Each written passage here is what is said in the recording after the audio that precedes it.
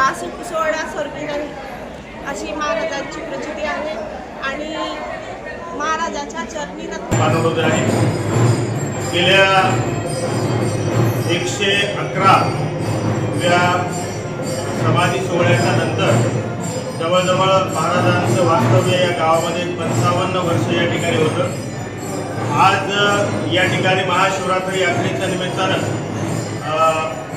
संपूर्ण मराठवाडा नव्हे तर विदर्भ खानदेश या सगळ्या परिसरातून असंख्य अशा प्रकारचे भाविक या सद्गुरू सिद्धेश्वर महाराज संस्थान धोत्रा या ठिकाणी येत असतात.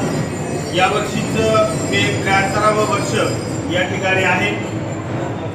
मागील काही कालापासून ज्या वेगवेगळ्या प्रसारमाध्यमांचा मोठ्या प्रमाणावर वाढ झाल्यामुळं बऱ्याच प्रमाणात आता ही यात्रा फक्त दर्शनी अशा स्वरूपाची होती. पूर्वीच्या काळी मोठ्या प्रमाणावर या ठिकाणी वेगवेगळ्या ठिकाणाहून असंख्य अशा प्रकारचे भाविक त्या ठिकाणी येत होते. आजही मोठ्या प्रमाणावर त्या ठिकाणी भाविक सिद्धेश्वर महाराजांच्या श्रद्धेपोटी या ठिकाणी येतात.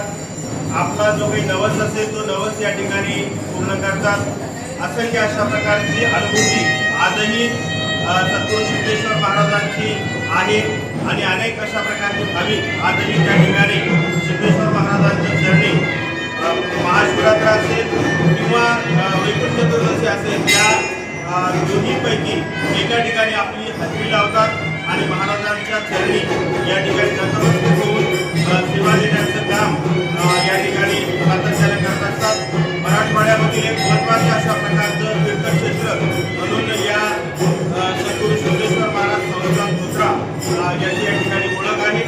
आणि 2-3 दिवसांवर तहसीलदारांमधून पाण्याची व्यवस्था आहे का, आरोग्य विभागाला बोलून त्या तिथं गोळ्या वगैरे म्हणजे जे ॲक्सिडेंटली समजा एखाद्या वेळेस बिमार पडले तर तिथं इथं औषध उपचार केला जातो. त्यांना तात्पुरते प्रथमोपचार करून पुढं पाठवण्यात येतं.